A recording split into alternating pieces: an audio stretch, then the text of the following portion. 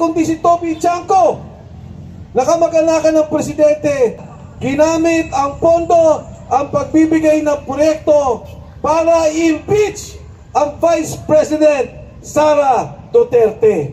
Lumapit si Sergeant Gotesa.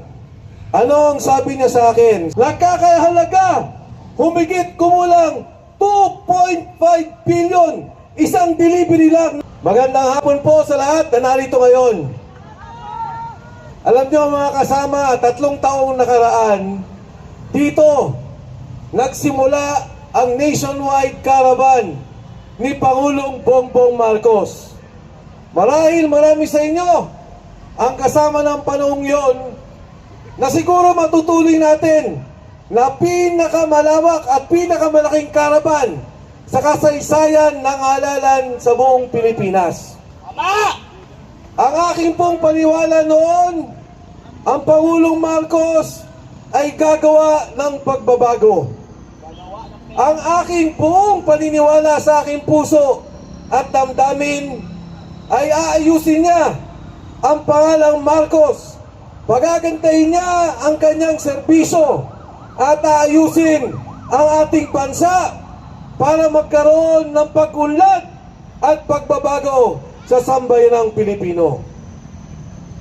Noong unang taon pa lamang po nang umupo si Saldico bilang Committee on Appropriations at ako din po naman ay kasama sa Kongreso, hanggang ngayon napakarami ko pong kaibigan na naninilbihan sa loob ng mababang kapulungan. Narinig ko na ang 20% na sinasabing hingian sa proyekto. Paano po ba ginagawa yan? Hindi naintindihan ng karamihan kung paano.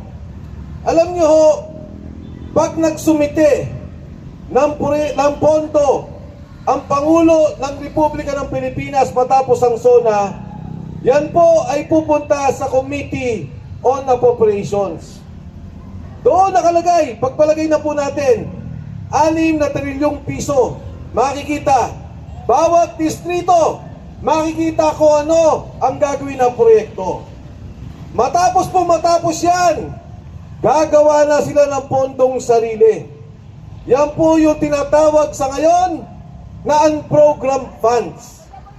Maglalagay sila ng bilyong-bilyong piso, daang bilyong piso, at doon ho sasabihin magkano ang gusto mo sa iyong distrito na dagdag mula sa isinumating pondo. Doon ho naghihingian na ng 20%. Kalat na kalat sa buong Kongreso.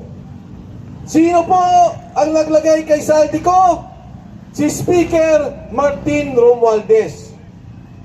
At sabi nga po nila, noong unang taon ng pondo na ginamit na pinamimigay magmula sa perang binubulsa nila at perang inaabot sa bawat congressman, wala pong iba nagsabi kundi si Toby Chanco, nakamag-anakan ng presidente.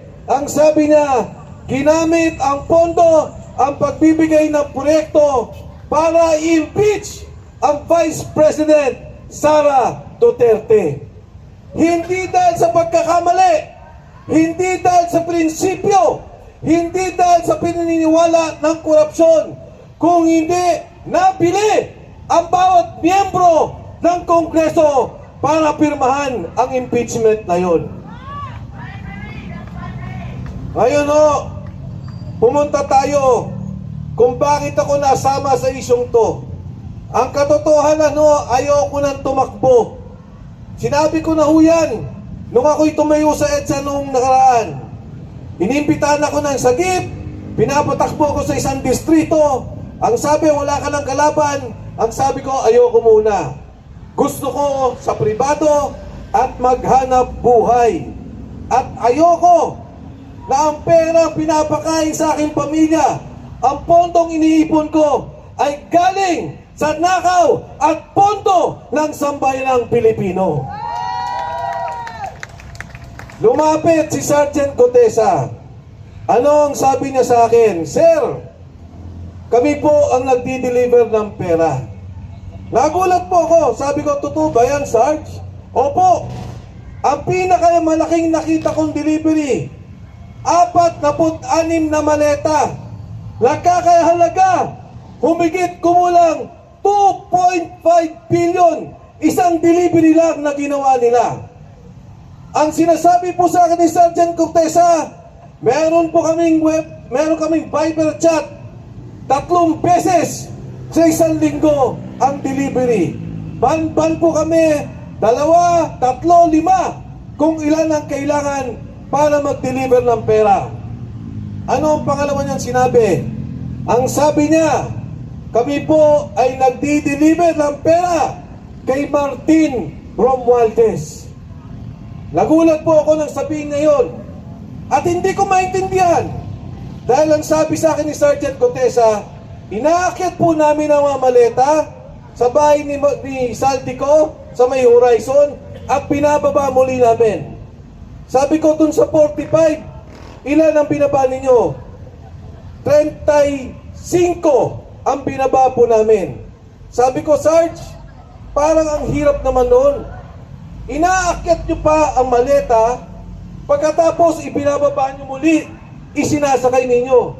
Sabi niya, sir, hindi ko rin po alam kung bakit. Ang sinabi pa niya, na hindi pa ho na sinabi sa komite, sir, nagulat ako. Yung Department of Health, pinahinto nila, 0 budget, dahil ayaw daw makisama nung departamento, nung kalihim ng Department of Health. Pero matapos po noon, nung nag-usap-usap sila, muling ibinalik ang pondo at dinagdagan pa. Kwento po yan ni Cortesa. At sigurado ako, sa kwentong yan may anomalya sa Department of Health na hindi pa natin nakikita. Lahat meron! Mga kasama, ng panahong yun, ang panawagan ko, imbestigahan si Martin Romualdez. Dapat tingnan yung 90 kasama ni Cortesa at yung 2 taong sinabi ni Alcantara na alalay ni Saldico, si Paul Estrada at si Mark Texay, 90 na mga sundalo, walang pinatawag kahit isa. Yan ang magsasabing totoo na nagdi-deliver sila ng pera. Yan ang magpapatunay, si Paul at si Mark, saan galing ang pondong to? Sa departamento ba? Sa mga congressman ba? Anong pondo ba yan? Komisyon ba yan sa customs na sinasabi ni Saldico?